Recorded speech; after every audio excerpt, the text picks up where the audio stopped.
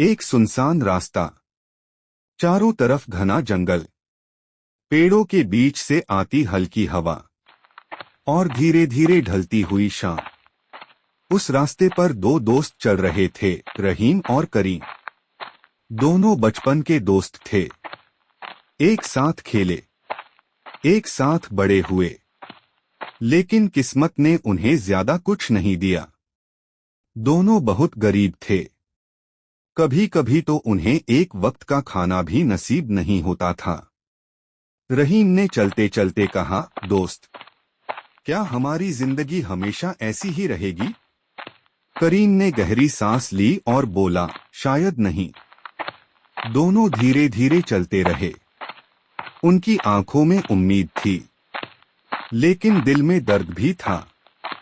अचानक करीम की नजर जमीन पर पड़ी। उसे कुछ चमकता हुआ दिखाई दिया। वह तुरंत दौड़कर उस जगह पर गया। रहीम भी पास आ गया और बोला, क्या मिला? दोनों की आंखें फटी की फटी रह गईं। वह एक सोने की ईंट थी। रहीम चिल्लाया, अरे ये तो असली सोना है। दोनों खुशी से पागल हो गए। करीम बोला, अब हमारी किस्मत बदल गई। रहीम बोला, हाँ, अब हमें गरीबी नहीं झेलनी पड़ेगी। कुछ देर तक दोनों उस सोने की ईंट को देखते रहे। फिर रहीम ने कहा, चलो इसे शहर ले जाकर बेच देते हैं और पैसे बराबर बांट लेते हैं। करीम ने मुस्कुराते हुए कहा, हाँ, बराबर बांटेंगे। लेकिन उसी पल उनके दिल में एक छोटा सा लालच का बीज उग चुका था। चलते चलते करीम सोचने लगा, मैं क्यों बांटूं? अगर सारा सोना मेरा हो जाए तो? उधर रहीम भी यही सोच रहा था। दोनों के चेहरे पर मुस्कान थी, लेकिन दिल में धोखा। दोस्ती अब धीरे धीरे कमजोर होने लगी थी। करीम बोला, दोस्त, चलो पहले कुछ खा लेते हैं, फिर आगे सोचेंगे। रहीम ने कहा, ठीक है। करीम बोला, तुम यहीं रुको, मैं खाना लेकर आता हूं।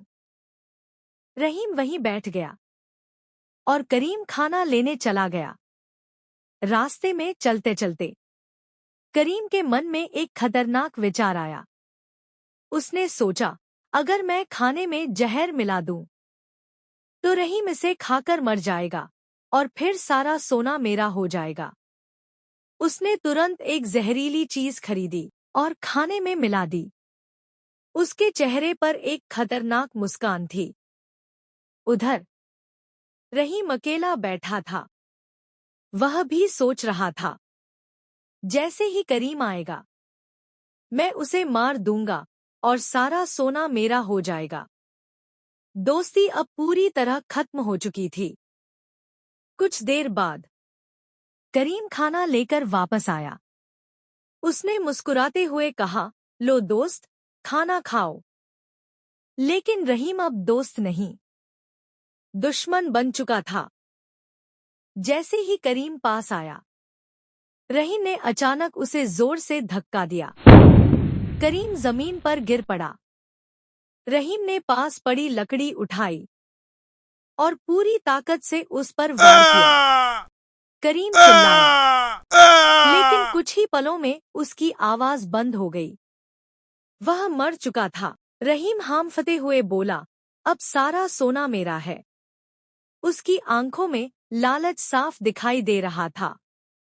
वह खुशी से बैठ गया और खाना खाने लगा। वह खुद से बोला, अब मैं अमीर बन जाऊंगा, अब मेरी जिंदगी बदल जाएगी।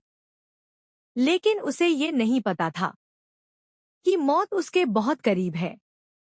कुछ ही देर बाद उसका शरीर कांपने लगा। उसके हाथ से खाना गिर गया। उसकी सांस तेज हो गई। मुंह से झाग निकलने लगा। उसकी आंखें डर से भर गईं। उसे समझ आ गया, इस खाने में जहर है। वह चिल्लाया, नहीं, नहीं, मुझे बचाओ। लेकिन अब बहुत देर हो चुकी थी। कुछ ही पलों में रहीम भी मर गया। अब उस सुनसान रास्ते पर दोनों दोस्तों की लाश पड़ी थी और उनके पास पड़ी थी वही सोने की ईंट जिसके लिए उन्होंने अपनी जान दे दी। लोभ इंसान को अंधा बना देता है और अंत में उसका विनाश कर देता है। लोभे पाप, पापे मृत्यु।